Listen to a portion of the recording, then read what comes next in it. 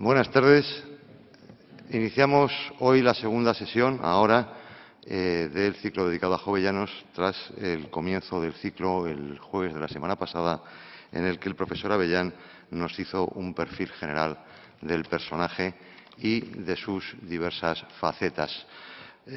Parecía inevitable y era inexcusable el dedicar también una sesión a hacer el enmarque, sobre todo el enmarque de la situación internacional del último Jovellanos, del Jovellanos que, como destacó el profesor Avellán en su sesión, es el más importante Jovellanos, el de la época justamente de la gran crisis nacional de 1808 a 1812. Él morirá en 1811, pero justamente es su momento culminante en el que su vida alcanza probablemente la máxima dimensión, ese momento que se inicia justo con la guerra de la Independencia. Contamos para ello con el profesor Pedro Antonio Heras, que nos acompaña en la mesa, que será el ponente y que será presentado por don Conrado Escobar, senador de La Rioja.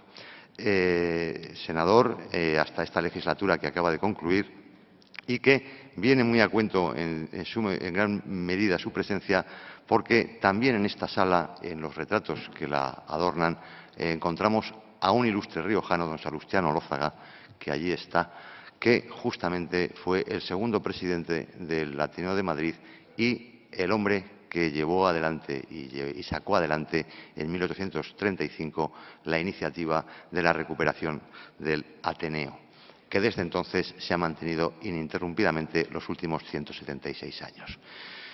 Yo, sin más preámbulos y agradeciéndoles a todos su presencia en esta tarde, le paso la palabra a don Conrado Escobar, el senador de La Rioja y candidato en estas elecciones del 20 de noviembre, número 1 de la lista del Partido Popular por La Rioja también, para que haga la presentación de don Pedro Antonio Heras. Adelante, por favor.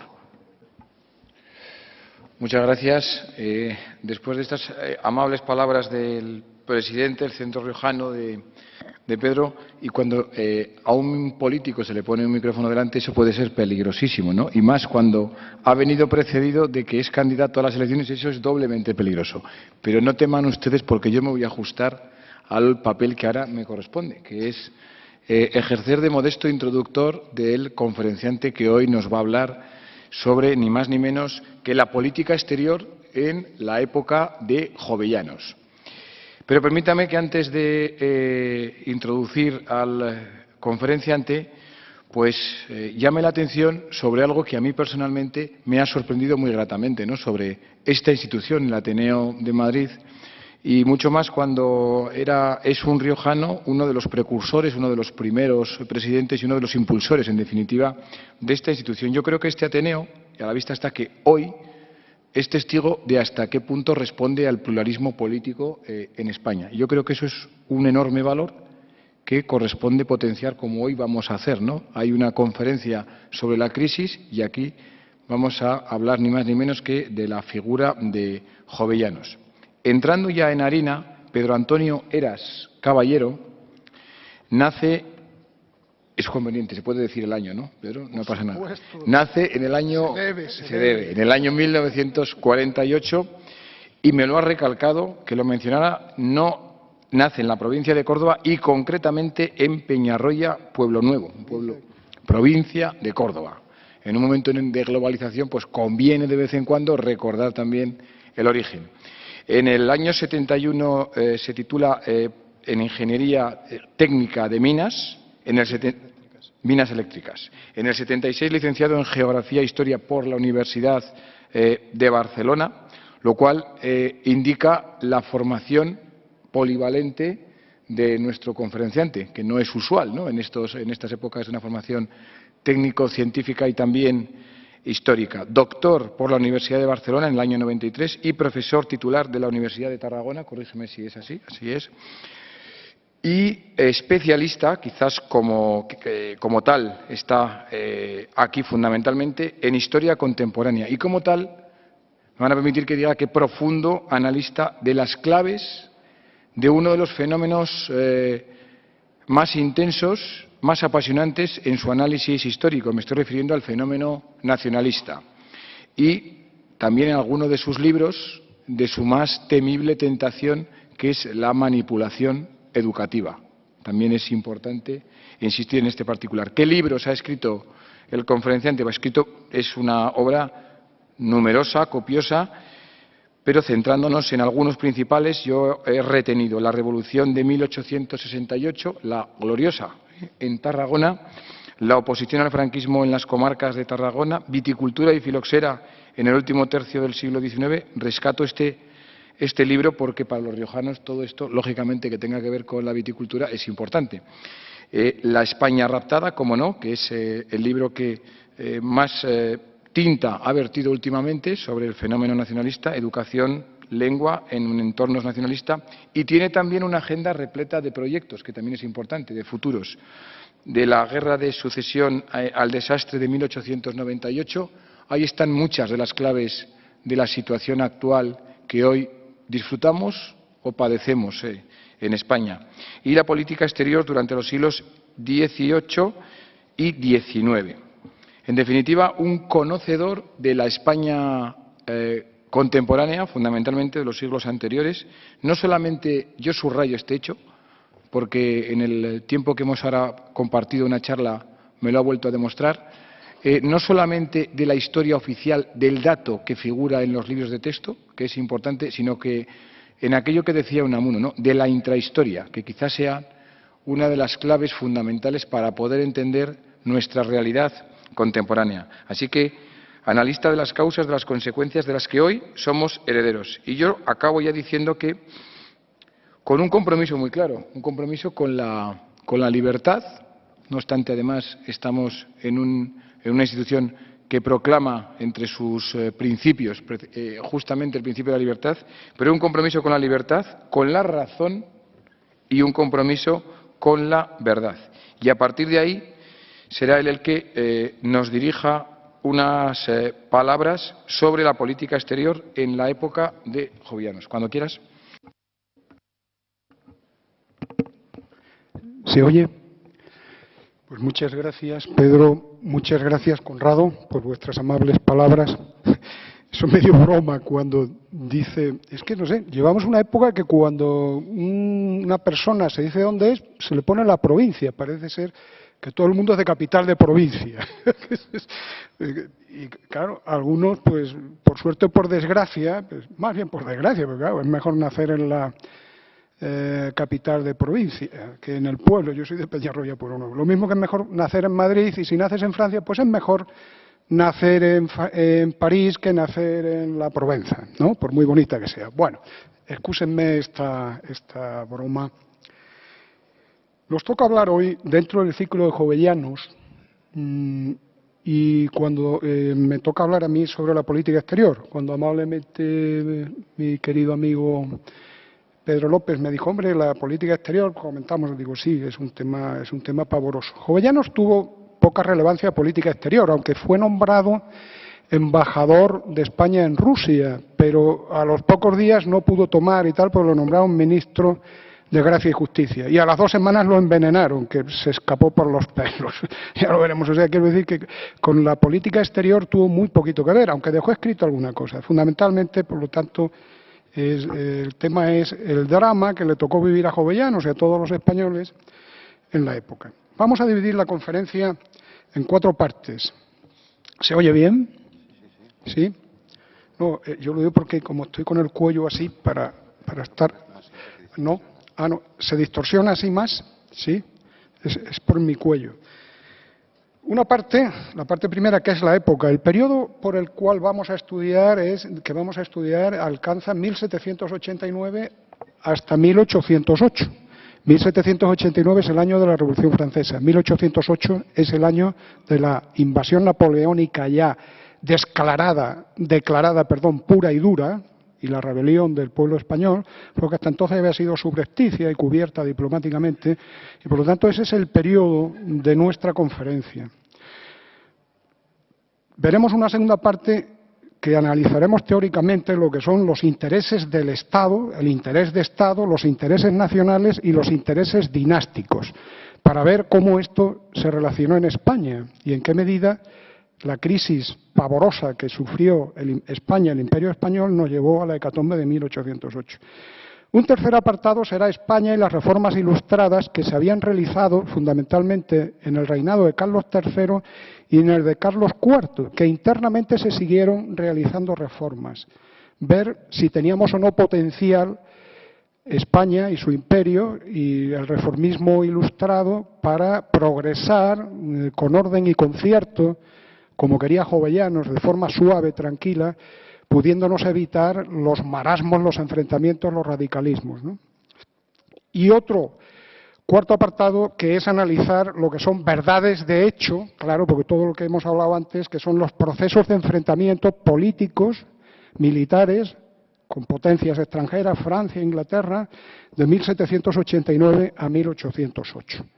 Me pareció que una época tan densa, si no la articulaba así, pues me iba a quedar o de forma parcial, sin tocar temas o tocarlos de tema superficial. De todas maneras, cuando acabemos ya veremos si lo he conseguido. Si nos centramos en la época ya hemos dicho que 1789 es el inicio de la Revolución Francesa y 1808 es el inicio de la Guerra de la Independencia contra los ejércitos napoleónicos.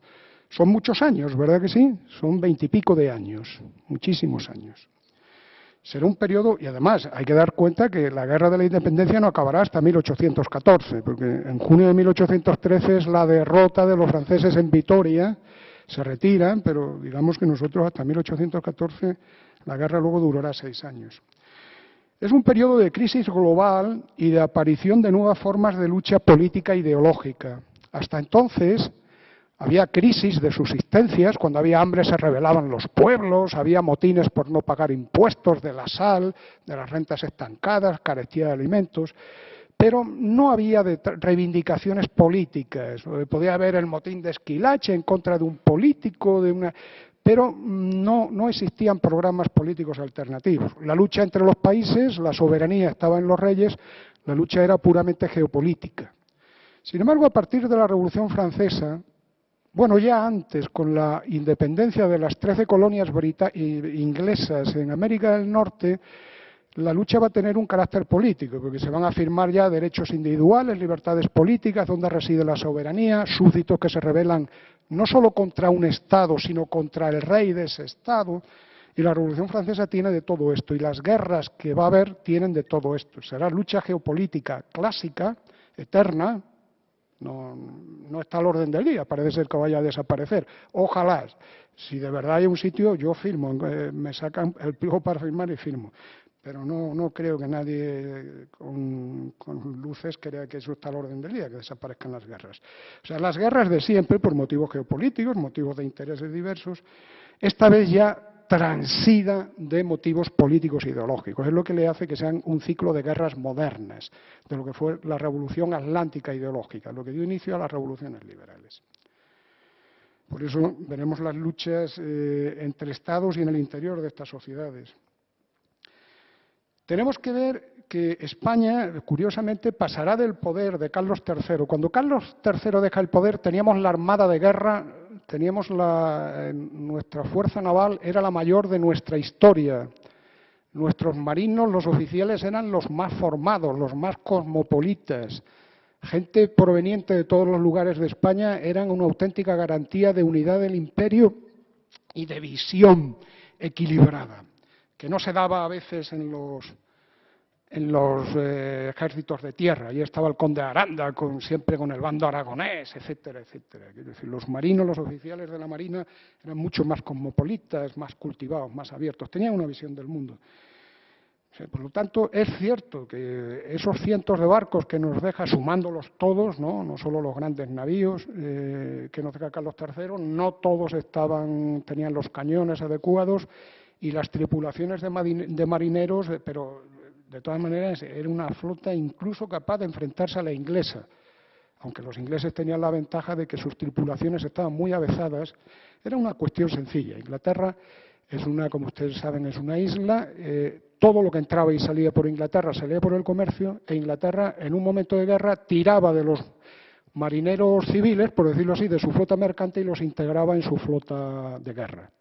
Aparte, le daba prácticamente, siempre daba patentes de corso a los marineros mercantes para transformarse legalmente en piratas, que es la diferencia que va de un pirata a ejercer patente de corso, es que el pirata legalmente no tiene ningún tipo de cobertura y el corsario su gobierno le da. España, que digamos era el país más potente del mundo y el que tenía una legitimidad más antigua, franceses, ingleses y holandeses la cuestionaban, porque decían, ¿dónde está en el testamento de Adán, dónde está dicho que el Papa tenga que repartir en Tordesillas en 1494 el mundo entre españoles y portugueses? Por lo tanto, pero bueno, nosotros nos acogíamos, digamos, al orden internacional y nosotros éramos muy remisos, por supuesto, no piratas españoles, los que había, los perseguíamos, y dar patentes de corso con muy pocas veces. Si lo hubiésemos dado más, con los magníficos marinos mercantes vascos, cántabros y gallegos,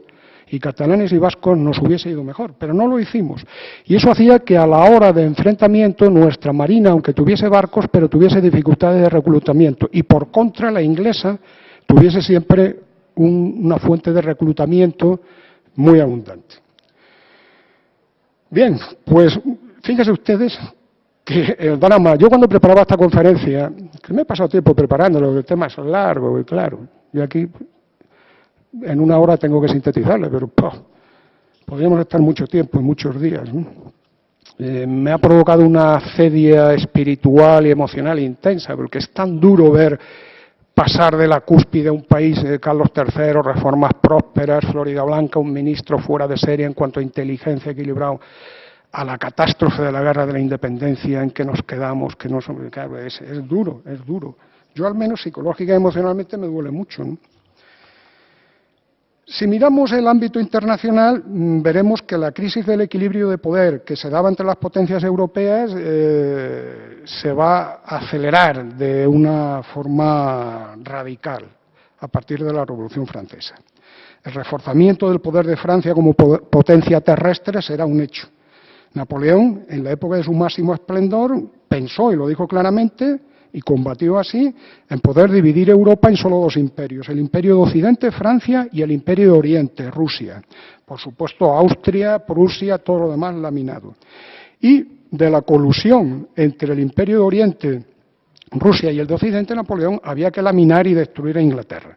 Los planes de Napoleón, si miran ustedes los planes navales que tenía, pues era de quitarle lo que a su vez los ingleses le habían quitado en la India, porque en la India llegan primero los franceses, bueno, primero que nada los finales del siglo XV, ¿no?, los portugueses, pero vamos, en la época moderna ya los franceses, pero los ingleses se lo quitan, por eso la guerra en Egipto a finales del siglo XVIII, los tratados con Persia, Napoleón tenía planes navales. Sin embargo, su marina, aunque fue muy numerosa, nunca tuvo jefes adecuadamente preparados. Él fue un genio de la guerra, pero no tuvo marinos capaces de aprovechar esa energía. Nosotros también lo pagamos en Trafalgar, por supuesto. El proceso de expansión iniciado por la Revolución Francesa, un proceso de defensa. En principio, en la Revolución Francesa los revolucionarios se defienden. Lo que ocurre, claro, es que Polibio ya dice, cuando analiza las causas de la victoria de los romanos sobre los cartagineses, dice, todo imperio defendiéndose se expande si es victorioso, si es derrotado desaparece, ¿no? La Revolución Francesa aguantó el envite de los diversos países monárquicos europeos y terminaron expandiéndose.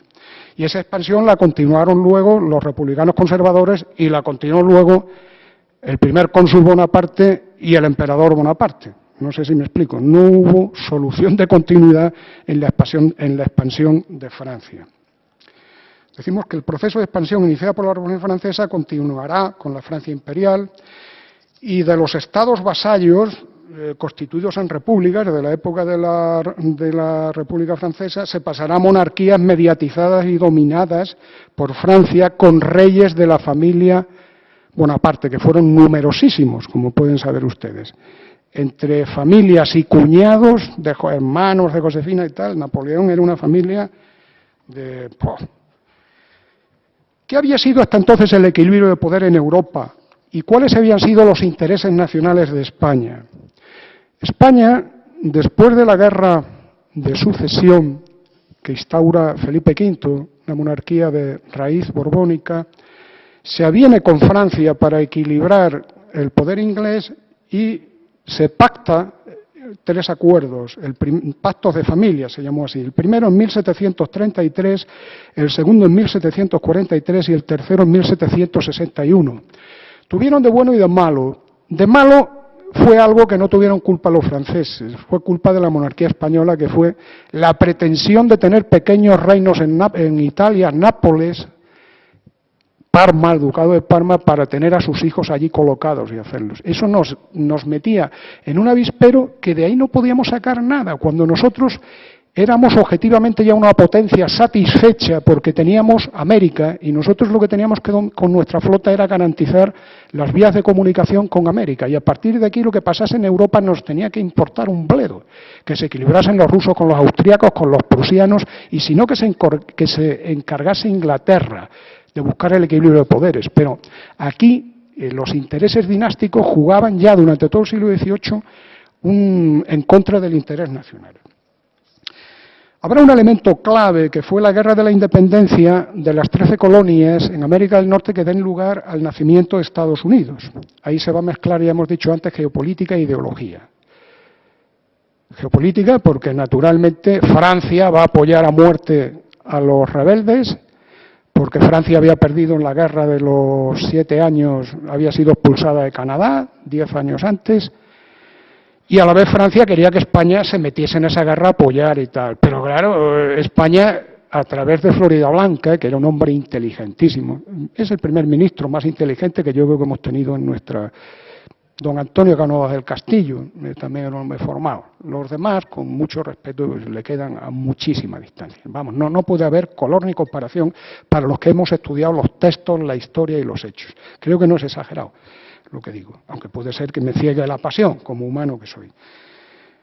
Francia quería, y sobre todo tenía convencido al embajador de España en Francia, Aranda, una constante histórica que se va a dar ya en los tiempos de Carlos III y posterior, ya en la época de la Revolución Francesa y en la época napoleónica, es que los embajadores españoles en Francia parece ser que estaban para ejercer presión sobre la monarquía, el gobierno español del gobierno francés, en vez de al revés.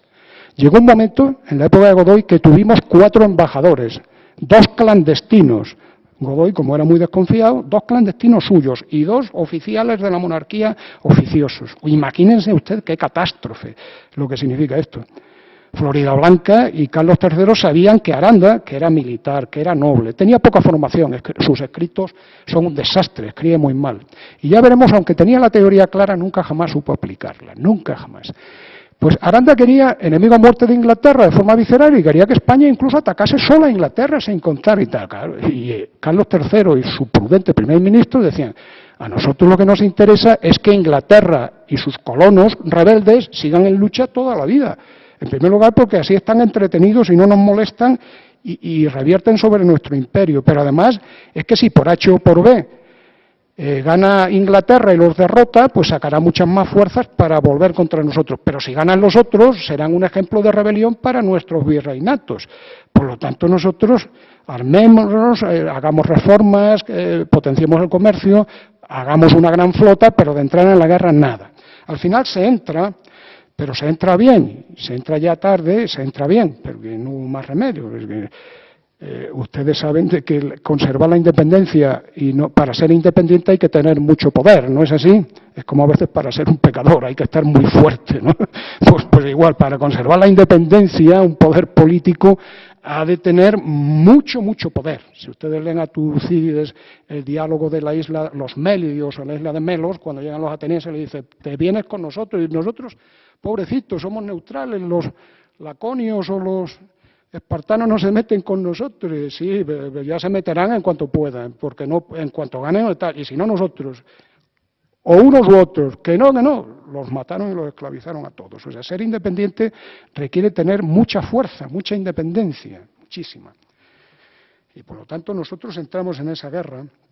Eso dio lugar a la creación de Estados Unidos, que en 1783 Aranda mande un discurso al rey. Durante años se pensó que era falso, pero es auténtico, es auténtico. Además ya se publicó, ya se publicó, en 1820 ya estaba publicado. en el cual le decía que era bueno que los virreinatos españoles, el Imperio americano, se dividiesen en las familias de los infantes para que de esa forma y tal. Floridablanca, a través de su política y sobre todo de la instrucción reservada, se oponía. A veces en política, una idea en política la coge uno y decir, ¿es correcta o es incorrecta? Es decir, alto aquí, vamos a ver en qué momento se dijo y en el momento de la aplicación qué consecuencias tenía, qué derivadas tenía, ¿no es eso? Tenía unos enunciados y a partir de aquí generaba un enunciado a partir de unas causas y qué derivadas llevaba después. Era obvio que el proyecto de Aranda en 1783 era innecesario, prematuro y era hacerle el juego gordo a Francia, que es lo que Aranda fue siempre, sin quererlo, fue un hombre honrado, tal igual, pero fue siempre un seguidista de Francia, no tenía claro los intereses españoles. Ya luego veremos algunos detalles escalofriantes.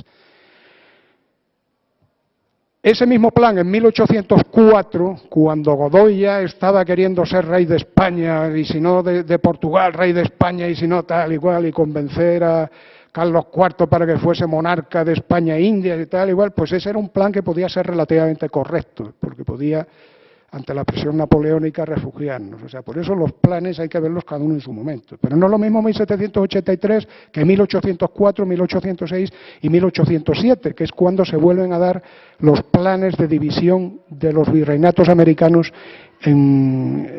y poner a su cabeza infantes españoles. No es lo mismo. Por eso, las dos visiones se enfrentan. Repito, Floridablanca, yo les recomiendo vivamente que lean la instrucción reservada, se encuentra en Internet, porque es el modelo de lo que puede ser la definición de los intereses de Estado de un país imperial, que era el país que tenía el mayor imperio del mundo, en lo que son política internacional, políticas internas, políticas emocionales, religiosas, culturales, reformas de caminos, todo, una visión global, proteica, en definitiva, de una sociedad y de una sociedad imperial. Y lo que es la fijación más clara del interés nacional de España que hay en un texto histórico, en mi modesto entender. O sea, lo digo, siempre conservando Aranda, una de las anécdotas de Aranda.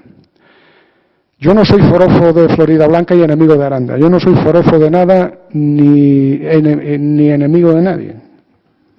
Procuro perdonarme mis pecados, que es lo que más me cuesta y punto. Bastante tengo, no critico a nadie. Les digo esto para que no me vean que aunque soy un hombre apasionado y a veces puedo parecer vehemente, pero es forma, digamos, pero no se corresponde a mi mente, a mi espíritu.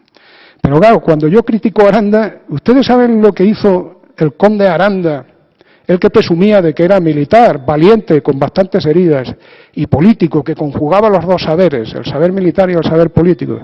Pues en 1783, cuando se firma el Tratado de París, por el cual Estados Unidos sale a la luz pública, las 13 colonias se hacen independientes, Inglaterra está dispuesto a devolver a España Gibraltar, pero a cambio pide la isla de Guadalupe, que como saben ustedes es una de las islas de Barlovento. Y Aranda lo cuenta además, que se tiró pensando toda una mañana y toda una tarde y no aceptó, porque si los franceses la isla de Guadalupe estaba en poder de los franceses, ya les puede dar ustedes al servicio de quien estaba Aranda, está en poder de Francia, porque si los ingleses hubieran hecho con la isla de Guadalupe hubieran amenazado las posesiones españolas. Dos cosas. Una, los ingleses conquistaron islas, es cierto, en el Caribe, pero territorio firme no conquistaron nunca nada. Ni en España ni en América. Fueron derrotados, ya lo veremos dónde se metían. ¿Por qué? Porque ya veremos que el imperio español tenía mucha densidad. Y por densidad, la fuerza de un imperio no solo son los cañones y los soldados. Es la cultura, la lengua, la religión, la forma de entender, los vínculos sentimentales, emocionales, todo eso. Y en cuanto a Gibraltar, es obvio que si Gibraltar está en manos españolas, los 3 distritos navales, el del Ferrol, el de Cádiz y el de Cartagena, los hubiésemos tenido en un puño y la unión de nuestra flota hubiese sido cuestión de días, unificarla, con lo cual no hubiésemos tenido problemas con Baleares y nos hubiésemos olvidado por completo del Mediterráneo occidental. Y la flota francesa en Tolón, muchas dificultades hubiese tenido para inquietarnos. Esto se le escapó a Aranda. De que ustedes imagínense qué tragedia con políticos, y eso que era un hombre patriótico y un hombre tal y cual, pero no tenía cabeza, no tenía cabeza. Y cuando no hay cabeza, no hay nada que hacer. Floridablanca dice en su instrucción reservada: jamás, jamás, jamás entremos en la guerra si no hay buenos generales. No hay alternativa a los buenos generales. Sin buenos generales ya la perdemos de antemano. Y en el caso de Aranda estaba claro. Bueno, aunque luego a veces tuvo cosas, ya las veremos, pero Aranda era un hombre que la teoría se la sabía. Cuando hoy día modernamente estudiamos lo que es el equilibrio del poder, el equilibrio de la seguridad, el equilibrio, la disuasión, las diversas ecuaciones, da para mucho, claro, podemos llenar un ordenador de incógnitas, pues Aranda más o menos se aproxima modernamente a lo que es. Fíjense ustedes lo que Aranda explicaba, lo que era la esencia de la política internacional. Dice, lo importante en política es estar enterado de las fuerzas, recursos, intereses, derechos, temores y esperanzas de las potencias para poder precavernos contra sus esfuerzos, para unirlas o dividirlas. Falta la coma porque Aranda escribía muy mal. Al leerla yo ahora se la he tenido que poner, pues si no, no se entiende. Para unirlas o dividirlas, para romper o aliarnos con ellas según convenga. Efectivamente, así es. Palabras justas, pero no sabía aplicarlas. Si nos centramos en los intereses de Estado, los intereses nacionales y los intereses dinásticos, porque estamos en una época en que los reyes son monarcas absolutos y la soberanía se encarna en ellos, de manera que es un tema, hoy día, monarquías constitucionales, pues no nos engañemos, no es lo mismo que esté al frente de la monarquía constitucional un rey inteligente, cultivado, o que pueda estar otro que no tenga cultura o que sea disipado, etcétera, etcétera, aunque tengan poco poder. O sea, siempre el factor humano cuenta para todo. Pero en la época de monarquía absoluta, donde el monarca tenía el poder absoluto, pues imagínense ustedes, el factor humano sí que contaba, ¿no? Lo que era el interés de Estado está fijado, ya le he dicho a ustedes, pero no me canso de repetirle, en la instrucción reservada de Floridablanca, que repito que lo lean, porque es un monumento a la inteligencia, a la lucidez y, en definitiva, a la pasión política transformada en lealtad a lo como él acaba diciendo. He escrito lo único que guía la reflexión que he plasmado en esta instrucción es el servicio a Dios, a mi rey y a mi patria. O sea, lo dice. Y además luego Dios, cuando fue cesado, dio muestras de seguir pensando, haciendo lo mismo y tal, sin que se lo pidiera. Fue un político leal al Estado. Más allá que leal al rey, leal al Estado, en definitiva. Repito que la instrucción reservada a Floridablanca es difícilmente, se puede exagerar poco de su importancia. El antiguo régimen es la monarquía absoluta. Y la monarquía absoluta tiene los intereses dinásticos. Ya he dicho antes, he apuntado brevemente a vuela pluma, que la dinastía borbónica tenía intereses en Nápoles, porque allí había borbones, en Parma. Posteriormente, a partir de 1801, Parma se llamó Etruria y se hizo un enjuague clamoroso, con lo cual perdimos, ya diremos que perdimos este enjuague, y Portugal, que también había Braganzas, pero con entronques familiares matrimoniales borbones. Bueno, pues los reyes de España tenían, el mismo Carlos III había venido siendo rey de Nápoles, ¿no es eso? O sea, por lo tanto, esto era, a mi humilde punto de vista, no era una fortaleza de la monarquía española, era un hándicap, era un ancla en territorios inseguros. Era un terreno de arenas movedizas que nos iba a obligar a gastar muchas fuerzas y muchas energías, cuando nosotros lo que teníamos compactado, sólido y enorme en América era mucho más de lo que cualquier poder político podía soñar. Por eso repito que esto era maniobras de diversión, en definitiva, y de distracción del objetivo principal. Por eso yo les hago a ustedes una pregunta, que me la voy a contestar yo. ¿Estuvo el interés dinástico al servicio del interés de Estado o interés nacional, con Carlos IV, María Luisa y su valido Godoy? Yo digo que no, y lo intentaré demostrar con pelos y señales. Carlos IV, María Luisa y Godoy, porque naturalmente hablar de Carlos IV y de María Luisa es hablar de Godoy, no tuvieron sentido de comunidad hispánica, Por ejemplo, en 1801, el ducado de Parma, que Napoleón quiso transformarlo en reino de Etruria, pasó de 1 millón de habitantes a 1.200.000, con unas cuantas leguas más de tierra. Pero a cambio, qué bonito, ¿no? Engrandecer al ducado de Parma y transformarlos en reyes de Etruria, la Toscana, ¿no? Etruria, la Toscana, los etruscos, ¿no? Ahí viene Etruria. Pero a cambio Napoleón nos pidió la Luisiana y se la dimos. Y los reyes y Godoy aceptaron.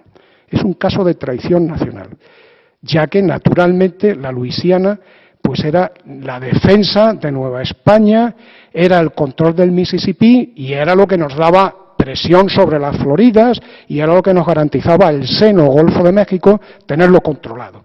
Pues este acto de traición se hizo para que una hija de Carlos IV, de María Luisa de Parma, pasase de 1 millón de súbditos a 1.200.000. Raso y corto, ya lo he dicho.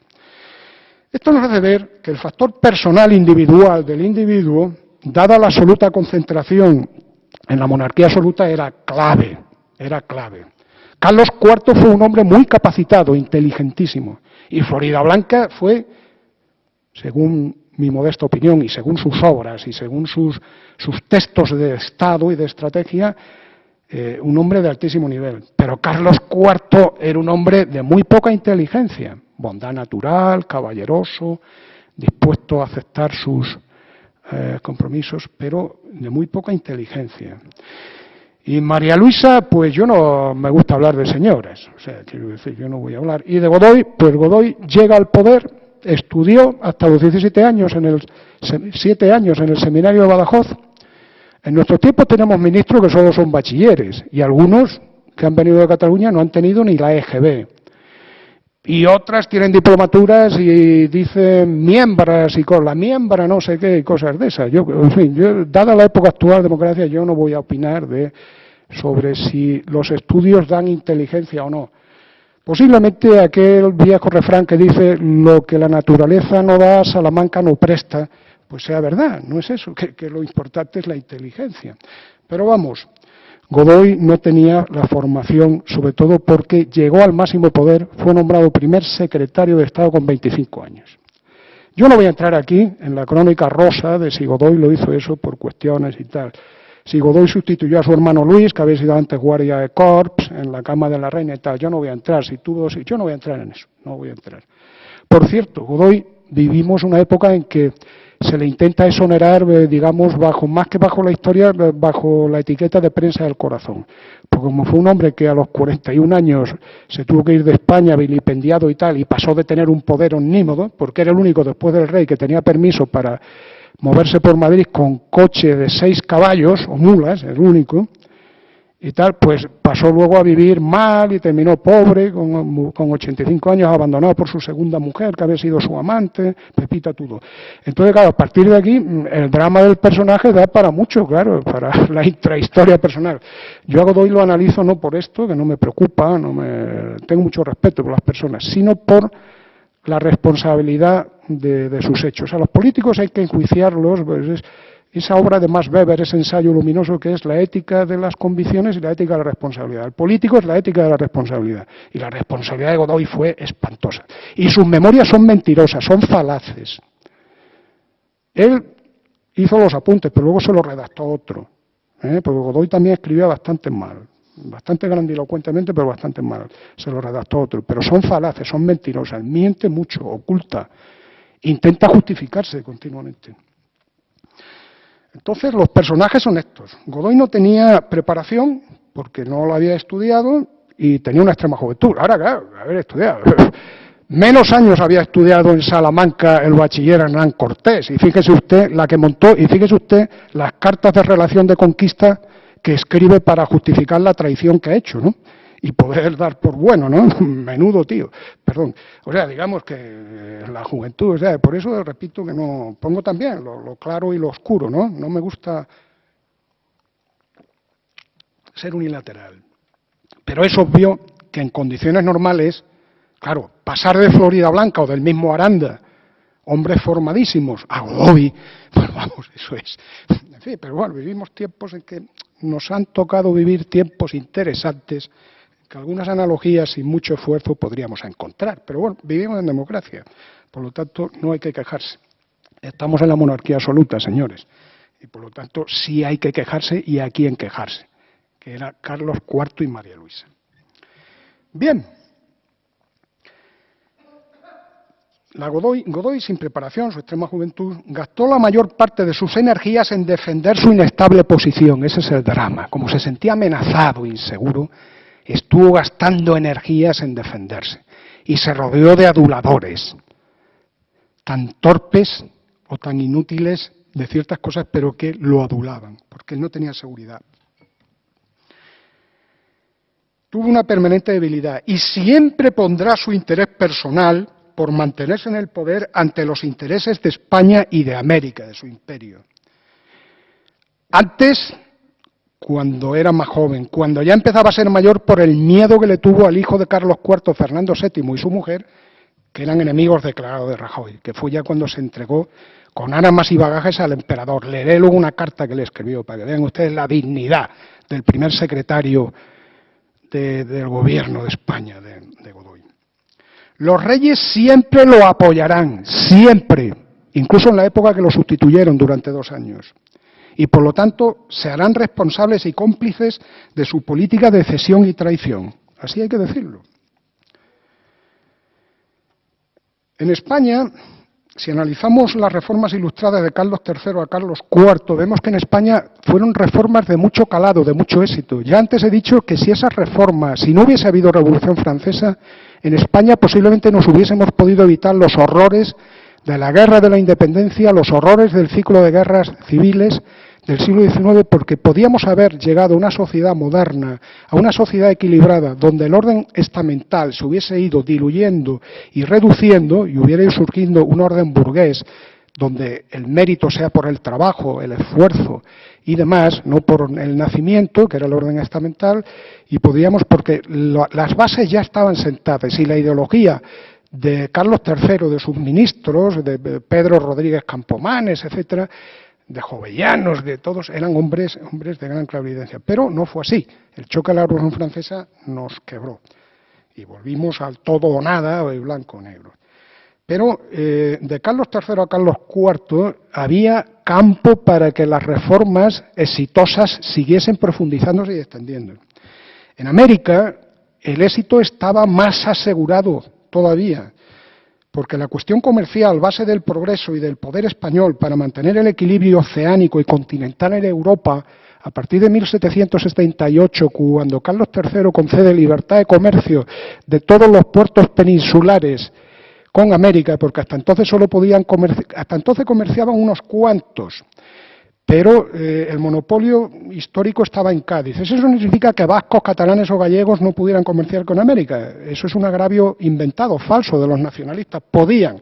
Lo que debían era ir a registrarse a Cádiz. Es más, de hecho, cuando a la Casa de Contratación estaba en Sevilla, ya estaban los consulados de comercio de vascos, catalanes, Casa de Comercio. No, es que no nos dejan comerciar con América. No, porque era un problema fiscal. La monarquía quería tener un control de quién iba, quién venía y control de lo que iba y venía en el aspecto fiscal. A partir de 1778 esto se acaba. Todos los puertos podrán comerciar con América. Y el esplendor económico es potente por toda la periferia española. Y en América también. Por lo tanto, las reformas eran exitosas. España tenía que haber seguido buscando un acomodo entre los bloques de Francia e Inglaterra, teniendo en cuenta que Francia era la potencia de tierra e Inglaterra la potencia marítima. Floridablanca lo explica bien.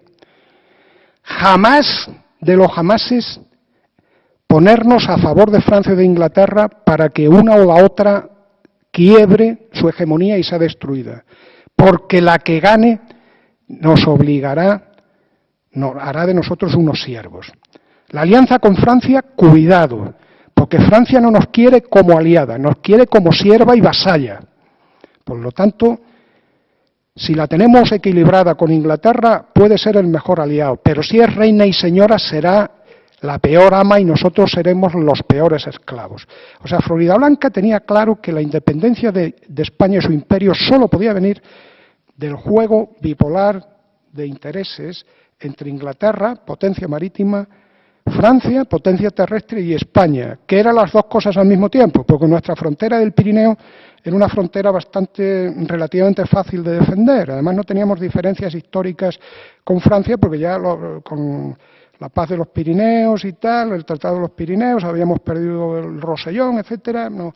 Y nuestra flota era potente, y garantizarnos con América, las vías de América, era lo fundamental. O sea, la política de Florida Blanca era una política, no era una entelequia, no era una entelequia. Y además, España podía hacer lo que en época de Florida Blanca estaba haciendo, que era aislar a Inglaterra política y diplomáticamente en el área báltico-escandinava, tirando la piedra, escondiendo las manos, teniendo alianzas, porque estos eran países que querían neutralidad en los mares y poder comerciar, no entrar. Inglaterra, su afán eran aliados o enemigos. Si son enemigos, te saqueo, te quito la riqueza de los barcos, y si eres aliado, tu marina a mi servicio. Y en el Mediterráneo oriental, pues también era fácil de equilibrarlo, o sea, con un tipo de alianzas con Turquía, etcétera. O sea que, pero vamos, esto por demás, no era lo sustantivo. Pero la Revolución Francesa quebró los equilibrios. América era el centro de gravedad de nuestro poder. Nada se le podía igualar en interés. No, por supuesto, los pequeños reinos en Italia, reinos en poder de la familia Borbón, de los infantes de Borbón de España, que solo servían para colocar a los infantes. Y en América, además, estaba la densidad del poder de España, que no era un poder militar ni de flota, era un poder de civilización, de mezcla de sangres, de religión, de cultura, de que habíamos hecho una red de ciudades inimaginable. Es el imperio que más ciudades hizo en universidades en poco tiempo, y eso generaba unos vínculos muy difíciles de romper, como la historia demostró.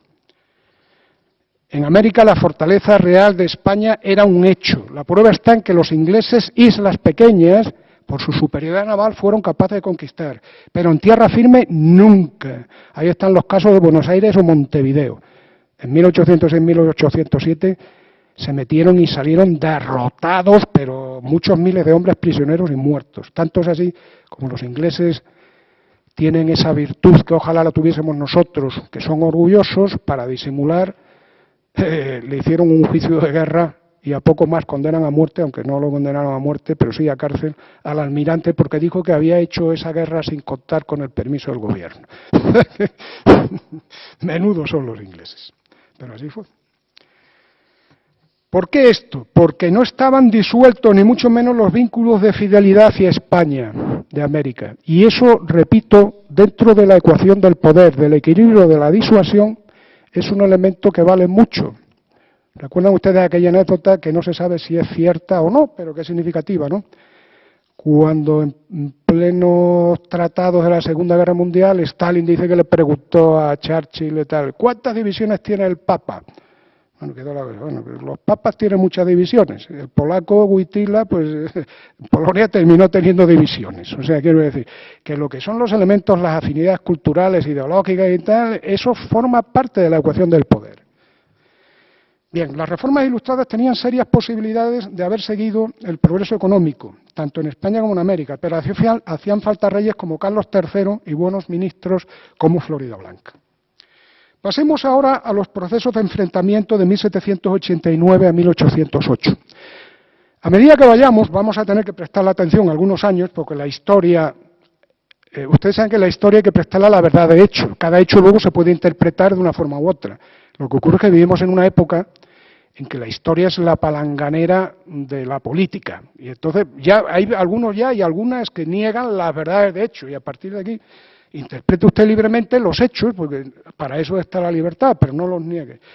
Entonces vamos a ver aquí, punteando los años, cómo a medida que pasa el tiempo entre 1789 hasta 1808, el drama de España se acentúa. La independencia de la monarquía y de su valido Godoy hacia Francia va en aumento. Y la pérdida de prestigio, de peso y de poder de España es hasta que lleguemos a la catástrofe de 1808. La guerra de la independencia. Decíamos que la crisis ideológica revolucionaria de la Revolución Francesa va a dar lugar a un ciclo de guerras. Este ciclo de guerras fue durante la Revolución Francesa, durante la época napoleónica, tuvo diversas etapas. Con Napoleón, las diversas etapas de Napoleón también, como consulado, primer cónsul, luego como emperador. En el inicio, cuando estalla la Revolución Francesa, Carlos III y su ministro Floridablanca se le hiela la sangre en las venas. Y es cierto que se le generaron tics diríamos conservadores o reaccionarios, se asustó.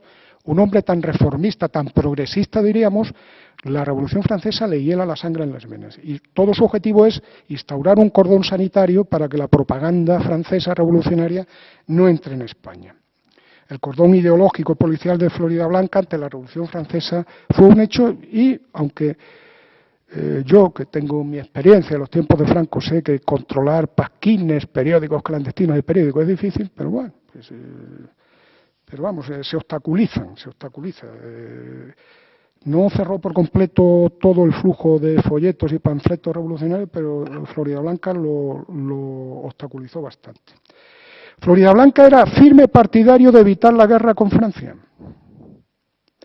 Era firme partidario de defender al rey, a Luis XVI, su dignidad, que no hubiese problemas, que no lo matasen, que no lo vejasen, pero de que España tuviese que ir a la guerra por la dignidad del rey de Francia para defenderla, nada de nada, porque España tenía unos intereses de Estado que no eran los de la familia borbónica Bonaparte.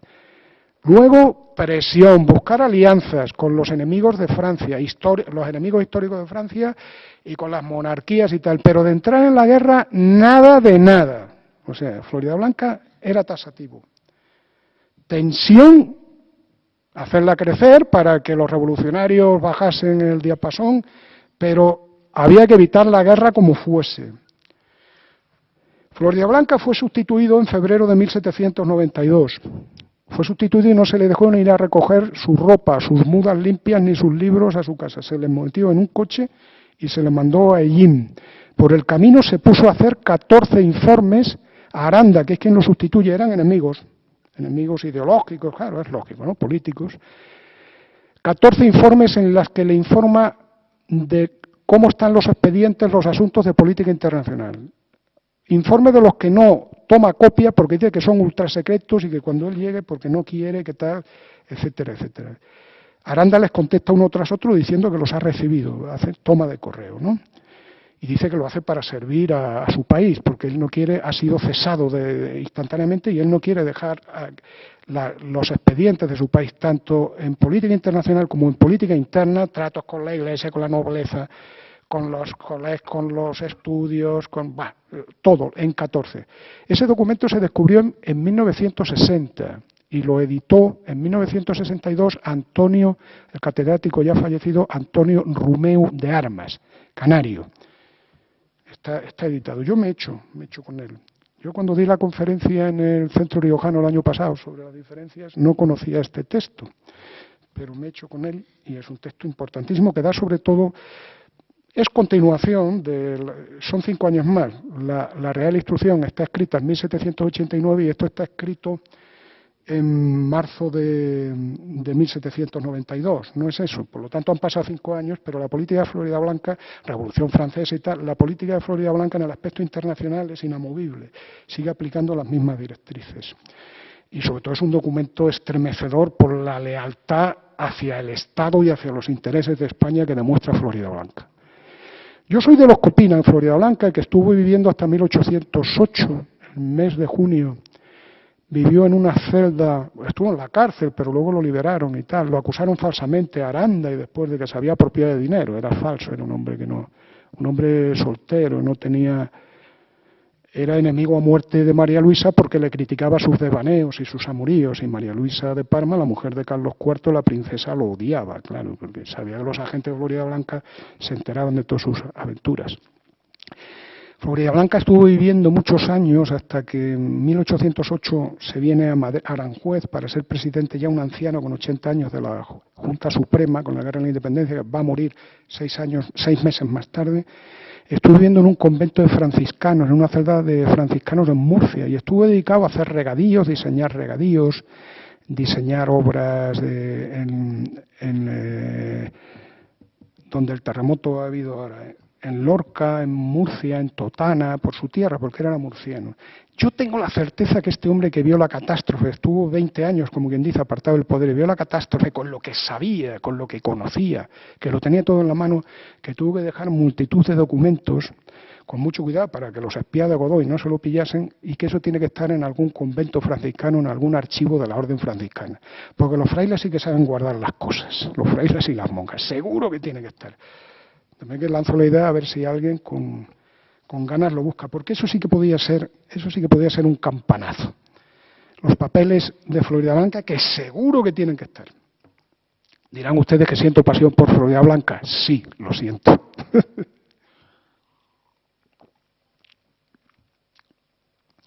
Bien.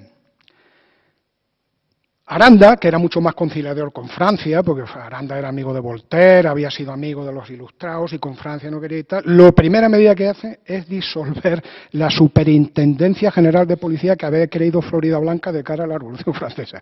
Fue rendición preventiva, ¿le suena eso? O sea, quiero decir esto, no, hombre, no, vamos aquí, que no pasa nada. Se disuelve la Superintendencia General de Policía. Buen golpe.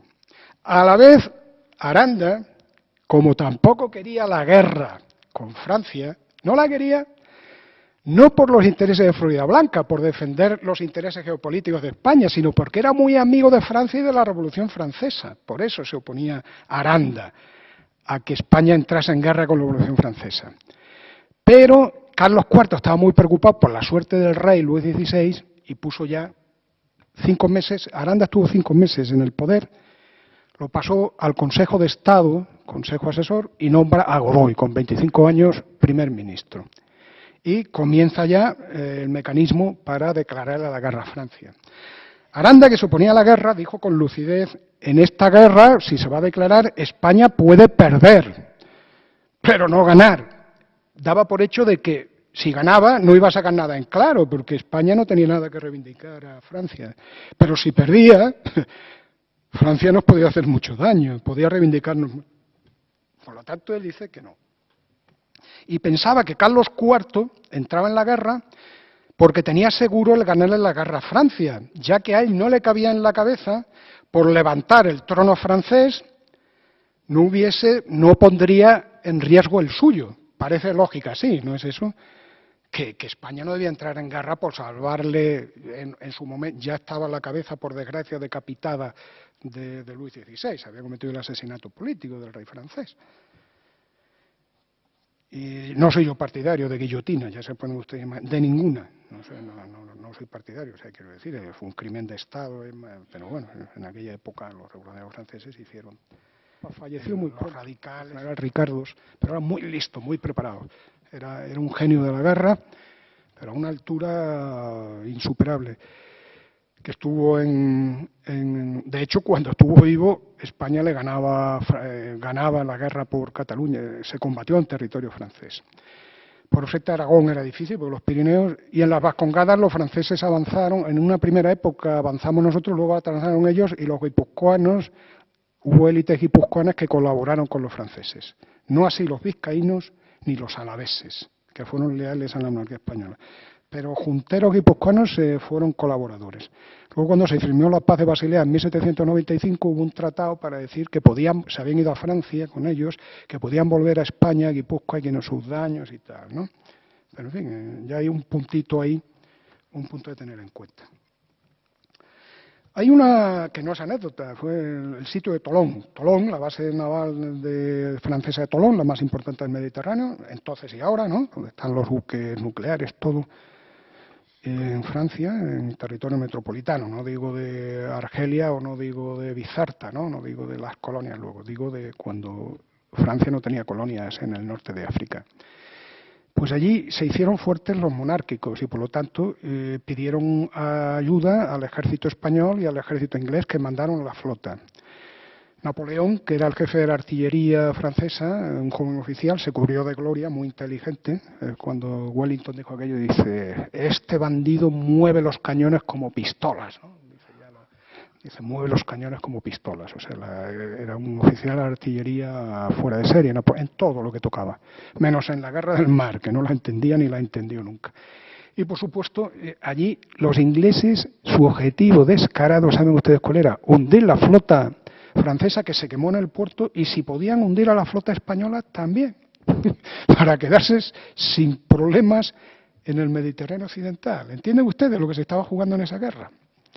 Haciendo el panolis. Pues los ingleses, cuidado, y eso que lo sabían los franceses, los republicanos franceses, inundando octavillas, diciendo, cuidado españoles, que os han comido Gibraltar y en cuanto pueda os comen Cádiz. Evidentemente, ¿cuántas veces intentaron en estos años desembarcar en Cádiz los ingleses? Claro, menuda, porque Cádiz, como ustedes saben, es muy fácil de tomar y de defender, ¿no? Porque es un istmo, las puertas de tierra y tal. Les digo a ustedes esto para que un ciego vería lo que se estaba jugando en esta guerra y como nuestros intereses no están ni mucho menos defendidos, todo lo contrario. Aranda, en marzo de 1794, como estaba en el Consejo de Estado y era general, y era un militar de prestigio, elaboró un informe recomendando que no se entrase, que la guerra se saliese, que no se continuase, diciendo además que no había que tenerle miedo, que nos viniésemos de las conquistas que en Francia, que los franceses no podían pasar los trenes de artillería por el Pirineo, terminaron pasándolo porque conquistaron Figueras, pero bueno, y demás.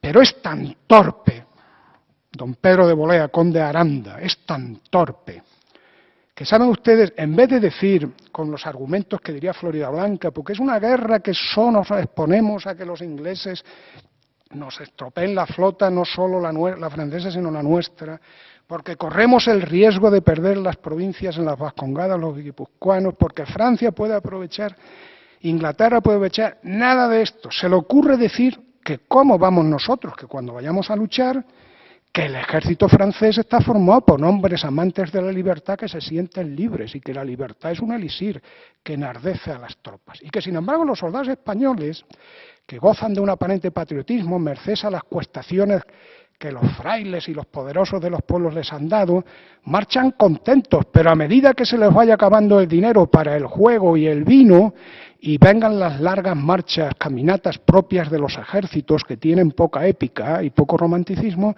pues que serán inferiores a los otros. Naturalmente, Carlos IV monta en cólera, estaba delante del rey, Godoy también, y es la escena aquella famosa en que Aranda, que tenía 75 años, dice, le acusan de traidor Godoy, y le dice el rey Callao, dice, mantengo esto se golpea el corazón con la cabeza y con el corazón, y levanta el puño así amenazando a Godoy y tal, ¿no? Y automáticamente lo mandan preso. La torpeza de Aranda era legendaria, incluso cuando llevaba razón. ¿A quién se le ocurre poner? Era cierto que los soldados republicanos franceses luchaban con mucha... Pero no denigres a los de tu propia casa de esa forma tan abyecta. Él, que era militar, ¿se dan ustedes cuenta? Estaba hablando como un panfletista revolucionario francés, no como un alto militar, de los militares de más prestigio que tenía el ejército español.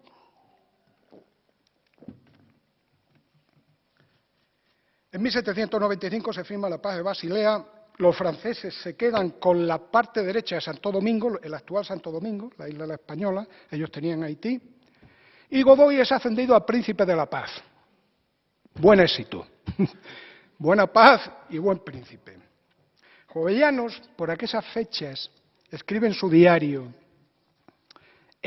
Inglaterra sigue la guerra contra Francia, claro. Nosotros nos hemos salido, pero Inglaterra sigue. Esto quieren los ingleses, arruinar la monarquía francesa y sus recursos. Si lo consiguen, guay de nosotros, sobre quienes volverán después.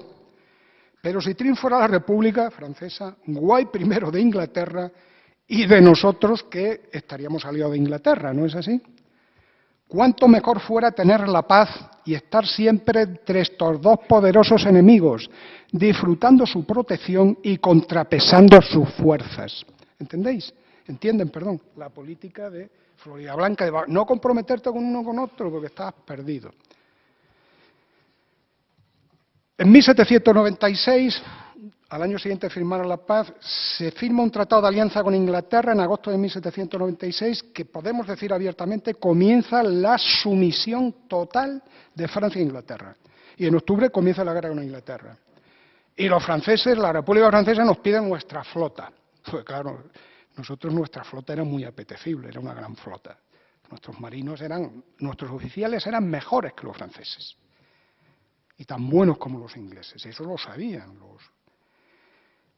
Y a partir de aquí comenzarán los desastres abiertamente. En 1797 se da la derrota del Cabo San Vicente, en que los ingleses nos derrotan, la armada de la flota del almirante Córdoba. Fue un impacto psicológico emocional que hizo que a partir de entonces fuésemos ya con mucho cuidado ante los ingleses, con miedo.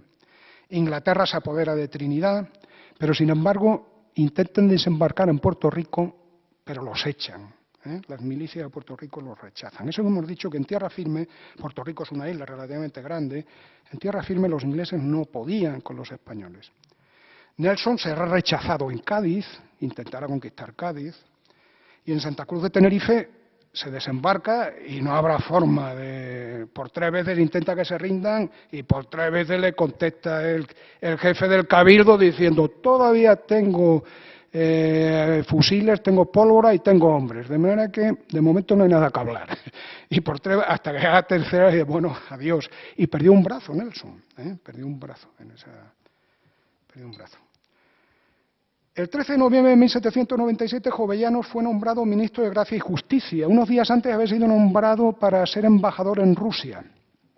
No fue a Rusia, fue embajador. Fue nombrado ministro de Gracia y Justicia. Jovellanos escribe en sus diarios, porque está en Gijón, adiós felicidad. Estaba allí medio desterrado, porque Jovellanos se llama en los tiempos Florida Blanca, en los tiempos Jovellanos, las pugnas políticas. Adiós felicidad, adiós quietud para siempre. Empieza 1797. Empieza en 1997 la bulla, la venida de amigos y la de los que quieren parecerlo. Gritos, abrazos, mientras yo, abatido, voy a entrar en una carrera difícil, turbulenta, peligrosa. Mi consuelo, la esperanza de comprar con ella la restauración del dulce retiro en que escribo esto, el poder retirarse ya de mayor bien. Haré el bien, evitaré el mal que pueda. Dichoso yo si vuelvo inocente, dichoso si conservo el amor y opinión del público, opinión que pude ganar en la vida oscura y privada. Eso escribía Jovellanos con melancolía. Sin embargo, 13 días más tarde, Jovellanos y Francisco Saavedra, ministro de Hacienda, fueron envenenados. Jovellanos, en el proceso que se sustanció y que se cortó, su criado cobró dinero por envenenarlo y se fue a curar a Trillo, al balneario de Trillo. Balneario les recomiendo a ustedes, hay que hacer una visita para acordarse de Jovellanos, que es buen sitio. Y se curó. Francisco Saavedra no murió, pero siguió enfermo, tuvo muy mala salud desde entonces. ¿Quién fue? La reina, y si no por mediación directa de Godoy, por mediación directa de Caballero, que era un hombre negro siniestro, pero vamos, la reina Godoy, el triángulo. Envenenaron a los dos. Fíjense usted cómo se los gastaban, ¿eh? Cómo se gastaba el asunto, cómo se gastaba. En 1798, el 28 de marzo, Godoy se apartó del poder y se nombró al bilbaíno Urquijo primer secretario de Estado. Urquijo era un hombre que estaba muy a favor de Francia, en contra de la Iglesia. Tanto en Francia como en España se van dando intentos de crear iglesias nacionales. El papado está sufriendo una crisis tremenda, pero sin embargo en 1799 esto cambia, porque se elige un nuevo papa, la Iglesia resiste, el papa unifica otra vez, en Francia se da una nueva constitución, detiene y consolida la revolución jacobina en el interior y consolida las conquistas girondinas y en el exterior, pero concede libertad de cultos, amnistía a los sacerdotes refractarios que no habían jurado la Constitución de 1793 y fracasa en Francia la creación de una Iglesia nacional. En España, los tímidos intentos que Urquijo quiso, pues se quedaron congelados, ¿no? Porque además Urquijo enseguida será apartado del poder y volverá a Godoy. Curiosamente, en 1799, el 19 de septiembre, se da la primera ley de desamortización en España. Es una ley que, de hecho, es una petición de socorro a la Iglesia, a las obras pías, ¿no? A las cajas dedicadas a la caridad se le pide un donativo, ¿no? Se le pide. En 1800, Napoleón ya es nombrado primer cónsul de Francia, logró la destitución de Urquijo y la vuelta de Godoy. Napoleón se fiaba mucho de Godoy porque sabía lo sinvergüenza, lo débil que era, y un hombre débil, y cómo lo podía dominar. Los ingleses harán ataques fallidos sobre el Ferrol y Cádiz, una vez más. Cádiz, para ellos, tenía la misma importancia que Gibraltar. Los ingleses, R que R, volvían. En 1801 habrá un acuerdo de Francia y de España en contra de Portugal, la famosa Guerra de las Naranjas, ¿no?, en que conquistamos Olivenza y tal, pero como contrapartida la flota española fue ya entregada totalmente a Francia. La flota fue a Brest para defender a Francia del desembarco inglés del Canal de la Mancha. A la vez se crea el reinado de Etruria. El ducado de Parma se transforma en rey, se le dan territorios, 4 palmos de tierra y 200.000 más, para que ya, en vez de ser ducado, ya sea reina, ¿no? Y ya tengan una hija de María Luisa, pues ya sea reina. Pero como contrapartida, nos rapiña Napoleón la Luisiana. Menudo negocio, ya lo conté antes, ¿no? Godoy, como vamos de éxito en éxito, es ascendido a generalísimo por el éxito de las guerras de las Naranjas. Aunque en el Tratado de Badajoz fue hábil, engañó un poco a Napoleón, porque Napoleón quería destruir por completo a Portugal. Sin embargo, Carlos IV, con buen criterio, no lo quería, porque nosotros la alianza con Portugal era fundamental. En primer lugar, por alianzas de dinásticas, pero en segundo lugar, porque Brasil y las posesiones españolas en América se podían ayudar de cara a ataques externos o rebeliones internas de indios, de criollos, de esclavos y tal. Pero no solo eso, sino que barcos españoles que no podían traer oro y plata porque eran pirateados por los ingleses, podían venir en barcos bajo cuerda, en barcos portugueses que eran aliados de Inglaterra, y de esta forma no estábamos estrangulados, ¿no? O sea, había muchos intereses. Y por lo tanto Godoy aceleró aquí y el tratado y corrompió a Luciano, le dio dinero al embajador francés Luciano Bonaparte, que era un hombre muy corrupto, y Napoleón montó en cólera, pero ahí Godoy y Carlos IV fueron hábiles.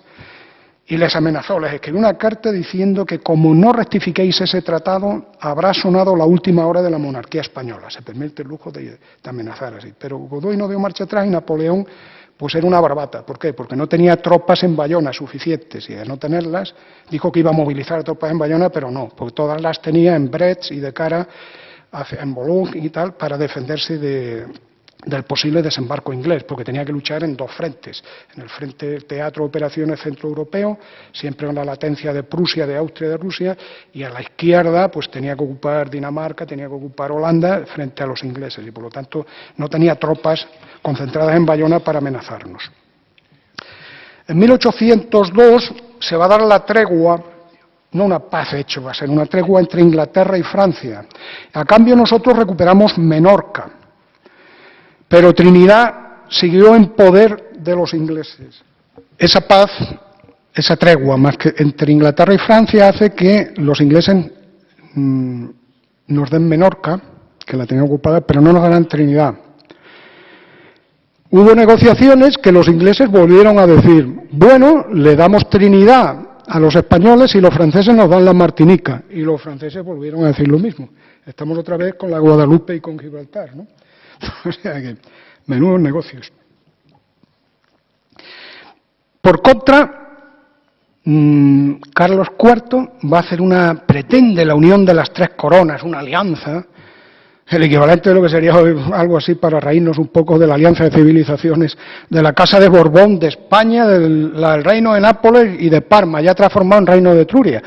Pero eso que pintaba en el teatro de operaciones europeo frente a la potencia, nada, eso no era nada. O sea, digamos, perder el tiempo, parecer que se hacía algo, marcar el paso sin moverse del sitio. Y se manda un embajador a Francia totalmente sumiso, Azara. Ya hemos dicho que el señor Azara, que todos los embajadores de España en Francia estaban dominados. De hecho, eran embajadores españoles para asustar al gobierno español. Azara tanto es así que ya dejó claro, cuando deje de ser embajador de España no podrá volver a España. Efectivamente, se fue a vivir a Italia, porque aquí hubiera sido encarcelado. Pero bueno, así iba la dignidad nacional. En 1803 España se vio obligada a pagar subsidios económicos a Francia. Godoy, desesperado, comenzará su doble juego, a la vez abiertamente ya.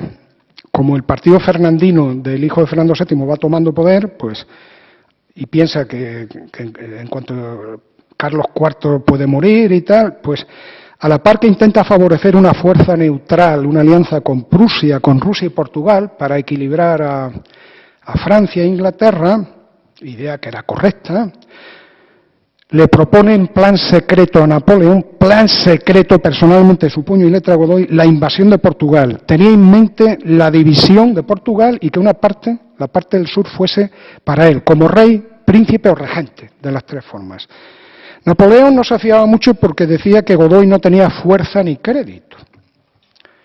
En 1804 Napoleón es coronado emperador, los ingleses siguen atacando barcos españoles y Godoy sigue pensando en su doble juego. Por una parte, pretender una apariencia de neutralidad, pero bajo cuerda, entregarse a Napoleón con armas y bagajes a cambio de que lo haga rey, regente o príncipe de una parte de Portugal. El príncipe de Asturias, el futuro Fernando VII, enemigo declarado de Godoy,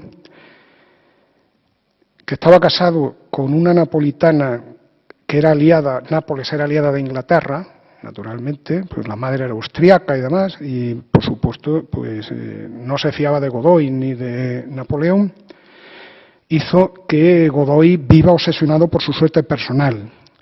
Carlos IV está muy enfermo, y Godoy nombra ni más ni menos a un gran intelectual y un hombre de gran valía, Izquierdo, que era director general del Gabinete de Historia Natural de Madrid, lo manda como embajador secreto particular suyo en París para los tratos personales entre Napoleón, que nombra a otro, y Godoy.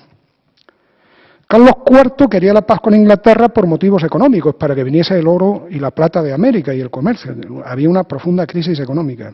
Pero Godoy no quería la paz con Inglaterra. Godoy quería la guerra porque Godoy lo que quería era Portugal. Él estaba en lo suyo. No quería la guerra, no quería la paz con Inglaterra, lo que quería era la guerra con Portugal por su interés. Carlos IV, obligado por la reina y por Godoy, porque la reina y Godoy fueron siempre íntimos, se ve obligado a declarar la guerra a Inglaterra.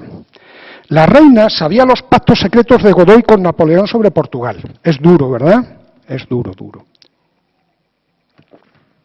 En 1805, Napoleón escribe de puño y letra: Portugal, o al menos un trozo de Portugal, a disposición de Godoy, pero las flotas españolas a disposición de Napoleón. Así de claro. Ese era el pacto, no había más. La actividad de Godoy fue febril para cumplir con Napoleón. A pesar de que el país estaba en crisis, trabajó como un burro para que las flotas estuviesen dispuestas para que Napoleón. La princesa de Asturias, la mujer de Fernando VII, y su madre, la reina de Nápoles, y al líder de Inglaterra en el Mediterráneo se escribían con tinta simpática, pero los espías de Napoleón le pillaron una carta que decía: Carlos IV puede morir muy pronto. El plan es que media hora después de su muerte Godoy se ha encarcelado. Napoleón leyó esta carta y se la envió a Godoy. Godoy se aterrorizó y le escribió otra en que, entre otras cosas, decía, comillas, el emperador no me ha asegurado con su poder contra mis enemigos. Yo sé que no habrá olvidado su promesa, a la cual respondo, la promesa es Portugal, a la cual respondo con la plenitud de mi reconocimiento. Pero si fuera necesario añadir otras medidas a este sistema puramente pasivo, que de momento está, yo estoy dispuesto. Ejecutaré lo que convenga hacer. Una palabra, la menor insinuación, me basta para actuar. Napoleón no quería a Fernando VII porque, claro, la alianza con Francia podía venirse abajo. Y su mujer, porque, claro, al ser napolitana, estaba aliada con Inglaterra. Y pensó que lo ideal sería poner en la corona a Godoy o a otro infante, pero no a Fernando VII. En julio se da la batalla naval del Finisterre. La ganaron los ingleses, batalla naval, pero la terrestre la perdieron. Tuvieron que embarcar todo el cuerpo de ejército porque el desembarco en el Ferrol fue un fracaso. Siempre que desembarcaban en tierra los derrotábamos. En octubre, el 21 de octubre, mañana hará 206 años, señores. Mañana se dio la batalla de Trafalgar. Muy buenos oficiales, pero más de 2/3 de la tripulación española nunca se había embarcado. fue fama de que la requisa de vagos y maleantes en Madrid se llevó de forma rigurosa para poder poder completar las dotaciones. Eso se hacía en todos los barcos, porque estaba uno de copas por ahí engañando a la esposa y no volvía. ¿Dónde estará este sinvergüenza? Y estaba ya en la marina, inocente. O sea, quiero decir, eso lo hacían todas las armadas, pero aquí en este caso y tal. Fue una derrota en toda línea. Fue una derrota porque los ingleses combatieron con una técnica mejor de combate. Murieron Churruca, Gravina, Alcalá Galiano, la mejor generación de oficiales navales que tuvimos, ¿no? Sobre el papel, España, a final de 1805, tenía todavía 44 navíos de línea y 37 fragatas, pero los mejores oficiales habían muerto. Trafalgar significó un colapso estratégico. Los oficiales de la Armada, provenientes de todos los lugares de España y América, representaban lo mejor de la síntesis entre un patriotismo moderno, una síntesis de una nobleza de la virtud y una meritocracia de la nobleza. En una época de sociedad estamental eso era fundamental. Representaban un valor difícil de exagerar en la conservación del imperio, y eso lo perdimos. Eran los más cosmopolitas. El combate se dio de forma apresurada y con una técnica naval atrasada con respecto a la que empleaba Nelson. En el ínterin fallece la mujer de Fernando VII y Godoy y Napoleón se quitan un problema, porque ya la alianza con Nápoles y la presión de Nápoles sobre tal queda ahí tal. En 1806 Godoy vuelve a insistir en su propuesta de ser regente de Portugal. Napoleón dice sí, pero le pide que España rompa con Suecia, Rusia y además que abra el mercado español de forma total a los textiles franceses. O sea que de esa forma nos entenderemos. Godoy en sus memorias lo niega todo y dice que eran proyectos de Napoleón para alejar a Godoy del rey y debilitar así a la monarquía española. Godoy se pone en sus memorias como que él era la garantía de que la monarquía existiese. Porque claro, él lejos del rey la monarquía estaba acabada. O sea, fíjense ustedes el ego que tenía, ¿no? La crisis económica sigue y se forzará el primer tratado de desamortización de bienes eclesiásticos. Se firma con el papado, donde 1/7 de los bienes de la Iglesia se podrían vender. Es el primer tratado de desamortización. Portugal intenta contraatacar diplomáticamente y quiere casar a una infanta portuguesa de la Casa de Braganza con Fernando VII, que se ha quedado viudo. Godoy, ante esta posible boda, se asusta y tiembla, claro, porque tu plan se viene abajo. Napoleón le dice, sí, yo te apoyo, no te preocupes, pero te pido que me des Caracas, ya que Caracas en aquel momento ha sido atacada por Francisco de Miranda, con apoyo inglés, que me des pasajes, el puerto de Guipúzcoa, puerto muy importante, y las colonias de Portugal también para mí. Y a la vez están sucediendo diversos planes de Carlos IV para dividir América Española entre los diversos infantes, entre los cuales en junio Godoy se propone como rey de España e Indias y Carlos IV sería el emperador de España e Indias, pero el rey Godoy. Los reyes estaban totalmente de acuerdo con esto, imagínense el grado, están totalmente de acuerdo. Napoleón ya tenía en mente el plan de anexionarse del Ebro para arriba a Francia y propone que el resto de España, lo que queda de España del Ebro para abajo, se anexione en la parte central de Portugal, el eje del Tajo con Lisboa. De esa forma, la parte norte de Portugal para el rey de Etruria, ya que Napoleón le ha quitado Etruria, ¿no?, el antiguo ducado de Parma. El sur para Godoy. Y a España se le compensa con el eje Tajo-Lisboa, la parte que yo le quito del Ebro para arriba y la anexión a Francia. Inglaterra, por su parte, quería Baleares para el destronado rey de Nápoles, que también para compensarlo. Napoleón con los ingleses en sus tratos secretos no hablaba de Portugal, porque naturalmente Inglaterra nunca hubiese aceptado la desaparición de Portugal como Estado, ya que era un aliado y un vasallo, y geopolíticamente era una baza fundamental. En septiembre se dará la ocupación de inglesa de Montevideo y Buenos Aires, serán expulsados, volverán en 1807 con muchas más fuerzas y volvieron a ser derrotados. Santiago de Liniers fue el héroe. Por cierto, que los criollos en mayo de 1810, cuando se rebelaron contra España, como Santiago de Liniers no quiso, lo fusilaron, así le pagaron esa ignominia. El 6 de octubre, Godoy, desesperado, pierde los nervios y elabora una proclama de movilización nacional para que el pueblo español se movilice sin fijar el enemigo contra quién había que movilizarse, o sea, que desesperado. Napoleón se mosqueó un poco, se alarmó, porque potencialmente se podía España aliar con Inglaterra, ¿no es así? Pero claro, no se atrevió a fijar. Godoy lo que quería era Portugal. O sea. El 21 de noviembre se dará el decreto en Milán del bloqueo continental contra Inglaterra dictado contra Napoleón. El bloqueo continental fue aquello de aislar a Inglaterra para que no pudiese venir nada de América en barcos ingleses, nada de Inglaterra. La Inglaterra tenía la revolución industrial naciente y, por supuesto, tenía que vender mucho.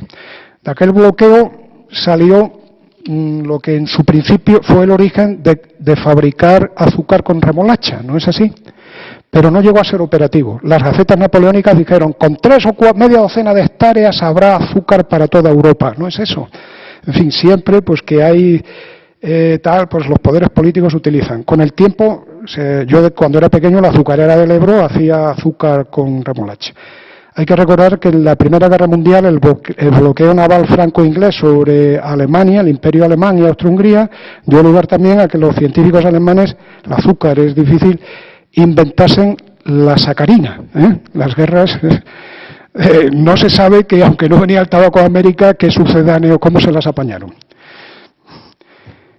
En 1807, Napoleón obliga en febrero a que España se una a este bloqueo y le mande 15.000 soldados mandados por el Marqués de la Romana para luchar con los franceses, donde convenga, o contra los ingleses por si desembarcan, o contra los rusos a luchar.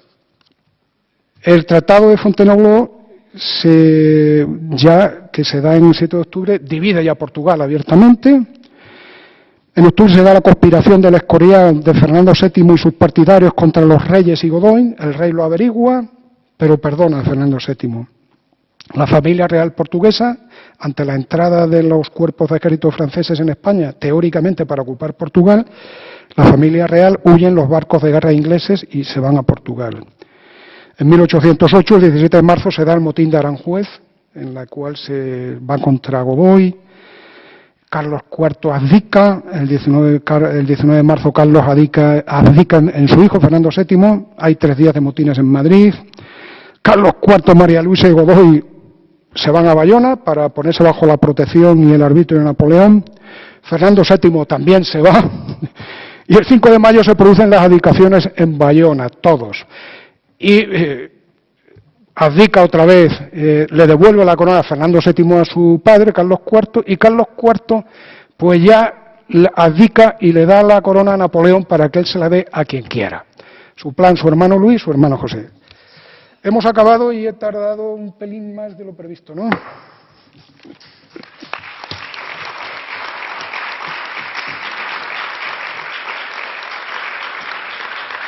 Tema complicado de todas formas porque efectivamente la gran crisis que salta en 1808, como hemos visto, tiene unos claros antecedentes y tiene también, que también en eso es de agradecer las explicaciones que nos ha dado Pedro Antonio Heras, en las líneas de política y estrategia política que sigue España en esos momentos que abren probablemente la gran crisis de la modernidad, que es el final del siglo XVIII y del siglo XIX.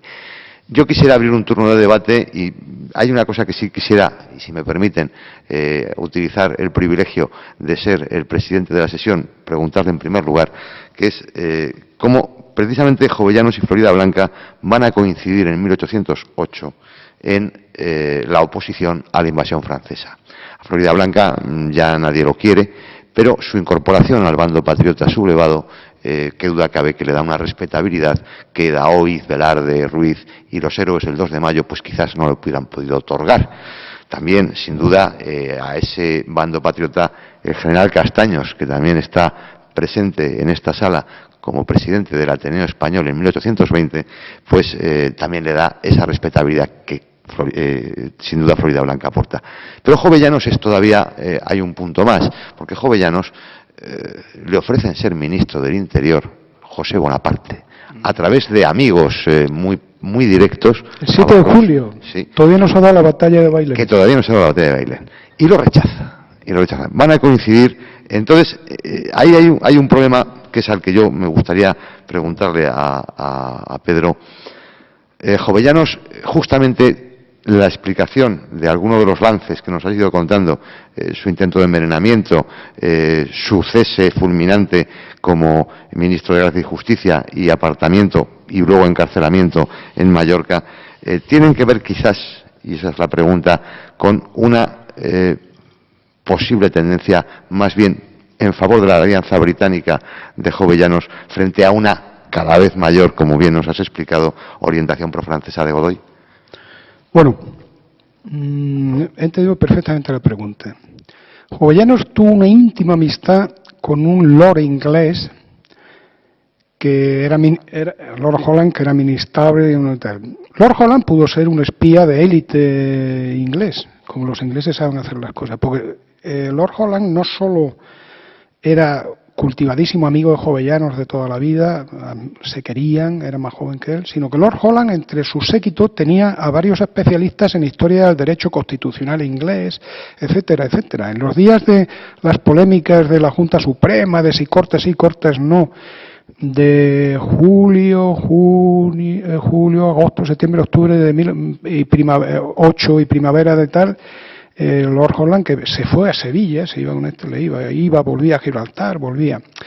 Jovellanos era pro-inglés por lo que había significado la revolución agrícola inglesa, porque Jovellanos sobre todo es un hombre de un pensamiento práctico, es un hombre en que toda la teoría la quiere aplicar, es un ingeniero de la política. Es un ingeniero, es un hombre que sus ideas abstractas las aplica y entonces minas, canales, tal y cual. Jovellanos es un hombre en política muy moderado, no es un radical rabioso, no era ni pro inglés ni pro francés. Su texto este que he leído aquí de la Paz de Basilea lo deja claro. Lo que ocurre es que Jovellanos nunca tuvo. Jovellanos, que trabajó muchísimo, es espantoso, las miles de cartas que llegó a contestar, que recibía y contestaba. Soltero, hombre que se dedicó, amigo de sus amigos, vida muy ordenada. Pero Jovellanos fundamentalmente se dedicó siempre, era magistrado, se dedicó al estudio de problemas concretos internos, nunca a los análisis de política internacional. Y es más, de hecho, las responsabilidades que tuvo fueron siempre en reformas internas, nunca en política internacional. Luego, Jovellanos no era pro inglés, ni pro francés. Jovellanos era un español centrado, preocupado, liberal.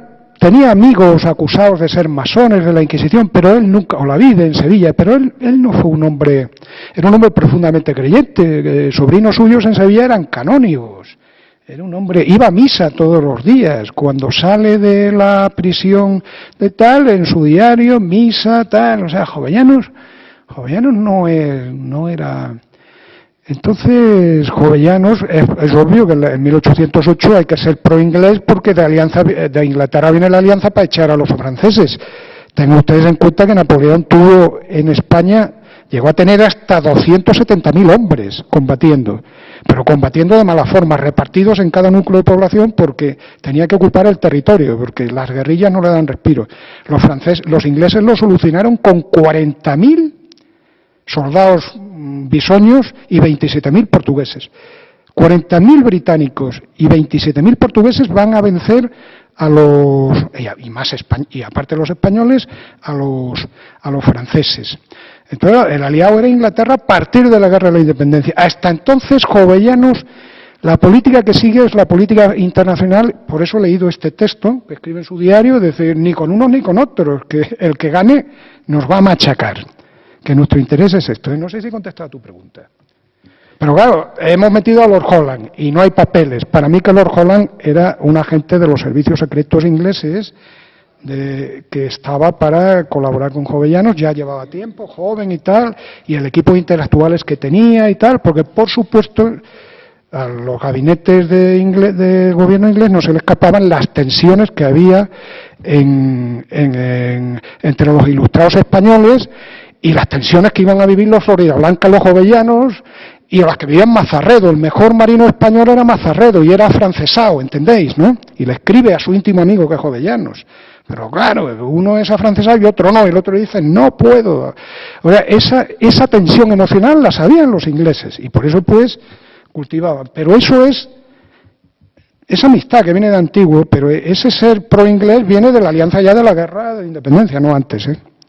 No obedece a una razón de fondo de que España tenga que ser... No, ni en los diarios, ni en las cartas, nada. Jovellanos de la política internacional pasa mucho. Muy poquitas cosas. Alguna que otra cosa me ha encontrado, pero vamos, en una conferencia de 1 hora no podía ustedes... No podía... Más asuntos que tratar. Y agradeciéndoles de nuevo, dando la asistencia como la atención, pues nos despedimos hasta la próxima sesión, que será el día 26, el miércoles de la semana que viene, en el que contaremos con la presencia del profesor